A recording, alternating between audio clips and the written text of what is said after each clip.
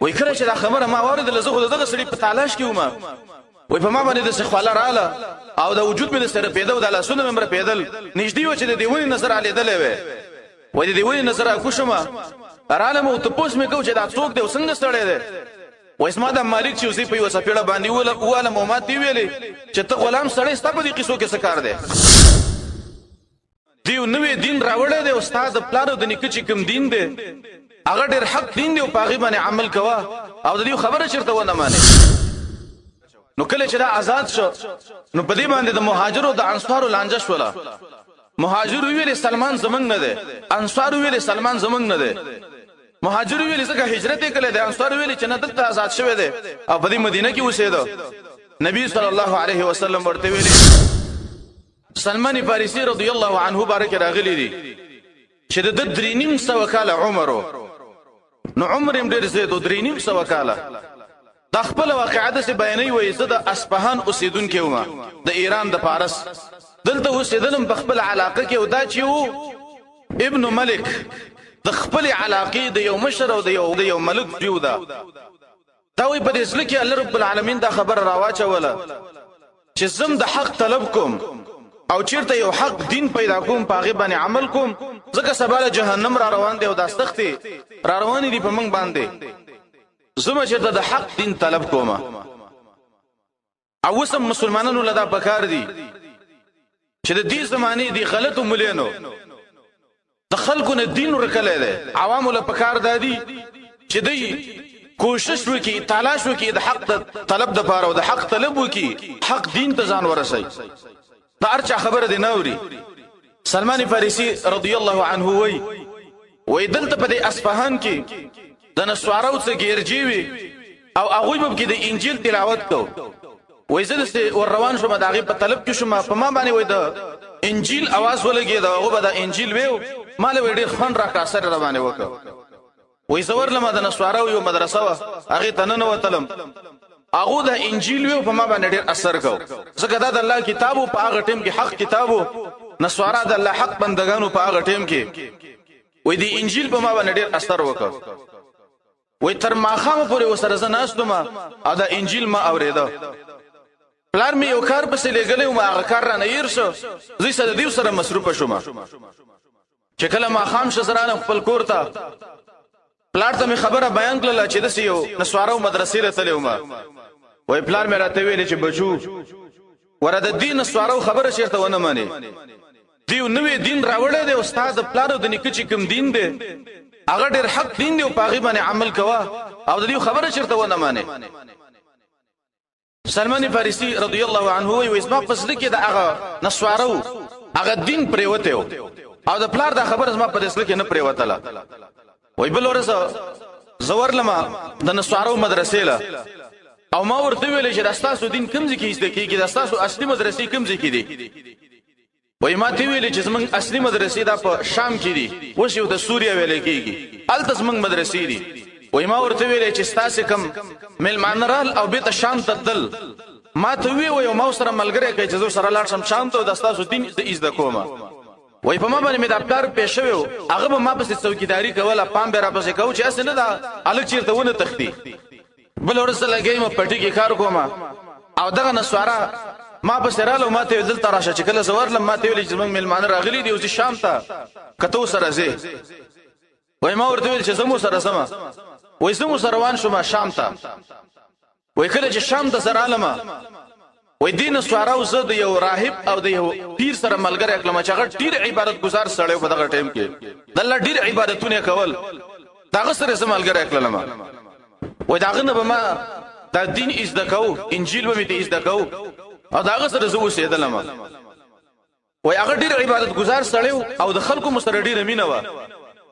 وای د باندې خلکو ته ویل چې صدقه راوړی او زی په دې مسکینانو په غریبانو باندې تقسیموم وای خلکو چې به صدقه راوړلې دله به ورکړلې دبه وای دا مالونه راواغست د پیسې به راواغست یو منګو هغه کې به اچلې او پټولې به خلکو له نه ورکولې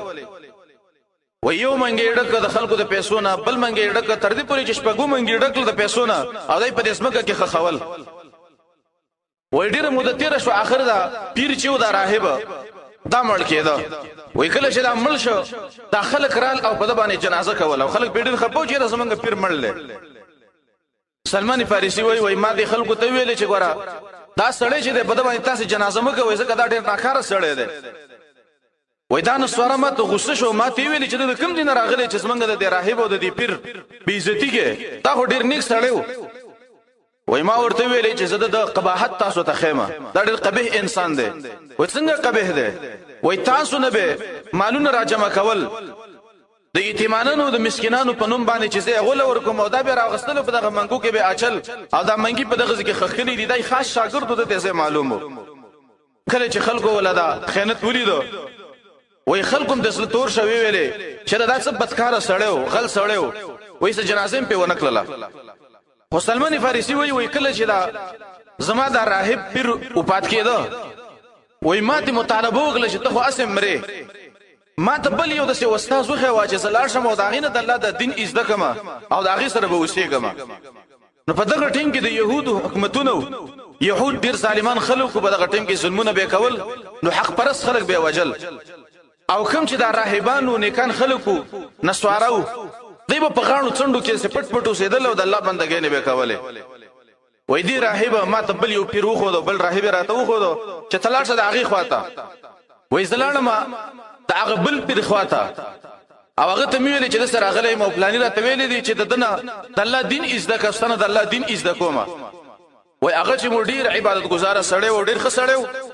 او څلور منځونه به کول د ورځې ځکه پاغي باندې څلور منځونه پرزو او نور بهم د الله عبادتونه کول ذکر اسکار به کو او خلکو له به صدقې مر کولې روپې به مر کولې وې د ستر زو سیدلم تر دې پورې چې په دمانه مرګ راغی او د مپات کېده وې ماده ته ویلې چې ما ته بل یو د څه استاد وه چې زه داغه د الله دین عزت کما وې هغه ما ته بل سړی وخو زه داغه خپل لاړم وې هغه سره وسیدلم هغه چې کله وپات کېده مو ته بل استاد راته وخه تر دې پورې چې ما 11 استادان بدل کړل یو چې وپات کېده هغه ته به می ویلې چې ما ته بل وخه تر دې پورې چې زه عراق تم لاړم التم زما یو استادو به چې هغه له پاسه به ترالم شام ته وای کله چې ما اخرنه استاد او پات کېدو وای هغه ته مې ویلې چې ته او پات کېږي استاد پس ما ته بل یو راهب وخوا یو نیک انسان راته وخوا چلار شمو داغه په ملګرتیا کې پاتې شمو داغه د الله دین عزت کما وای ما ته ویلې چې په دې وخت کې وای نور نیکان خلک نه دی پاتې اخم نیکان خلک چې هغه ټول او پات شوی دي مړ دي او تا چې کوم خلکو سره وخت ورکل هغه نیکان خلکو نور هغه سره نیکان خلک نشته دي خو ته د سیوکا یثرب تلاش مدینه ته او الته د اخر زمانی نبی راځي او کې دې شستا ملاقات سره رب العالمین وکي او ته تلاش نو دا استادان به څنګه وفات کېدل د عمر ډیرو د استادانو عمرونه کم تقریبا د 3.5 کاله عمرو نو ماته مې استاد سیویل چې تم یثرب تلاش مدینه ته واسما استاد وفات شو ما د یثرب ته پیژاند چې یثرب بچیرته وای د عربو معلومات به ما کوو چې د عرب په کوم ځای کې چې د پوسو کوم چې د یثرب کوم ځای کې ما یثرب ته بوزي وای ذکر زیدلم په شام کې څه عرب به ولیدل داغونه مې ته پوسو کو چې د یثرب کوم ځای کې دا کوم ځای ته یثرب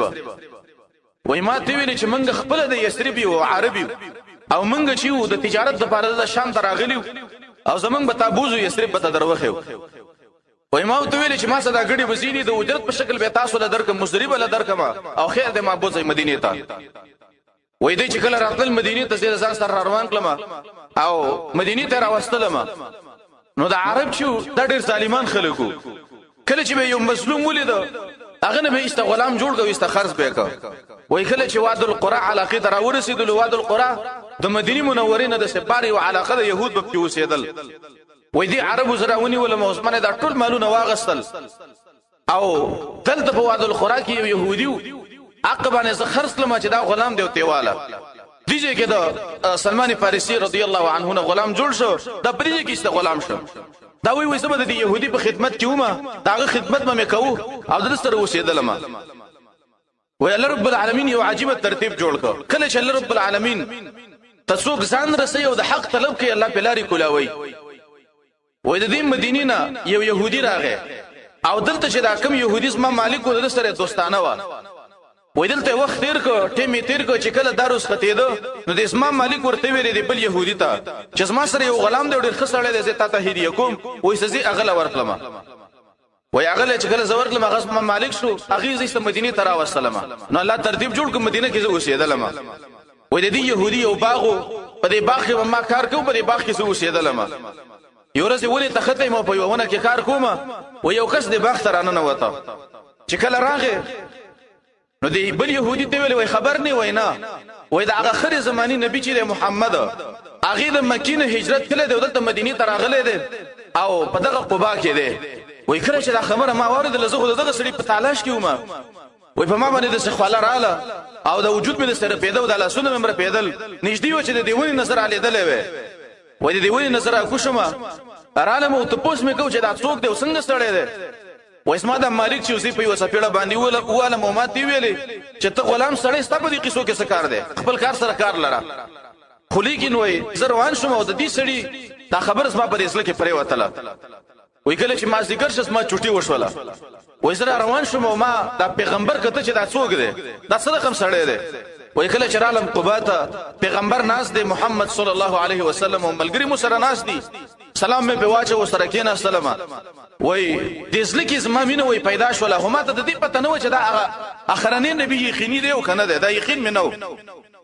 خو لیکن وای ما ته استادانو ویلو اخر زمانی نبی چې دی دا به صدقه نه خوري او هدیه به قبلای هدیه به خوري وای ما کجوري د ځان سره واغسلې ور مې وړلې او نبی صلی الله علیه وسلم ته ویل چې دا تواله الله صدقه ده و ایمان د کجوري واغسلې او د خپل ملګرو باندې تقسیم کړي ملګری وخړلې او دا ونه خړلې وای بل ور سره علم او نوري کجوري می واغسلې ور مې وړلې نبی سلام ته ویل چې رسول الله بل ورځ می صدقه راوړې و تا وانه غسه زه خپه شم ته غریب سړی او اوس مې د هدیه تحفه راوړې دا واخلو دا وخره وای دا هدیه را واغستله او دا یو خړله او په ملګرو باندې تقسیم کړل او به ویل چې منګ انبيو باندې الله رب العالمین د صدقې مالونه حرام کړی دي او هدیه منګ قبلو او اسما یقین حاصل شو چې اخر زمانی پیغمبر چې د امداد او د باندې ایمان راوړم ایمان به راوړم په عام غزواتو کې سلمان فارسی رضی الله عنه د نبی صلی الله علیه وسلم شرکت هم نه کړي په غزاګانو کې ځکه دا غلامو د بلچا واکه اختیار د بلچا سره د دې يهودي سره د بدر په غزا کې نو د احد په غزا کې نو او نورو غزواتو کې نو خو چې کله د خندق غزا کې د دنه مخ کې دا د غلام توپ نه د خلاص او آزاد شده او په دې طریقه باندې دا آزاد شو چې د مالک وته ویلې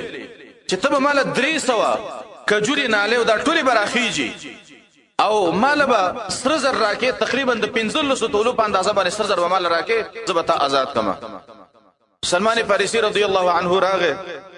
او نبی صلی الله علیه وسلم ته شکایت وکړ چې رسول الله مالک میرا نه 300 کجوري غواړي چې دا به تناله کې او بخیږي او 15 تولي سر زر په اندازه باندې سر رانه غواړي وای نبی صلی الله علیه وسلم خپل ملګرو ته ویلي چې ملګرو په دې سلمان باندې صدقه وکړي وای ار ملګری یو کجوره راوړله د کجوري هغه تیغ چې کوم هغه راوړله وای تقریبا 300 کجوري ماته جمع شوې وای نبی صلی الله علیه وسلم ماته ویلي چې تیمنه له وزخپل درزم تنالو کجورو په دې نالولو کې دا قانون دی چې کله ناله نو لګي راخیږي اکثر یې خساکیږي خرابي وای نبی صلی الله علیه وسلم راغه او په خپل لاس باندې دا کجوري ناله کړلې وای څه موده پس دا 300 وانه کجوري ټول الله رب العالمین راوخه جوړلې د نبی صلی الله علیه وسلم معجزه وا هغه يهودي حیران شو چې دا 300 کجوري هو دی یو ځل نه راخیږي څنګه د دې سړي د لاس نه دا ټول راوخه تلې وای به نبی صلی الله علیه وسلم مالا د سرو زرو د سیو خخت غونډه کې یو شی دای مال راکه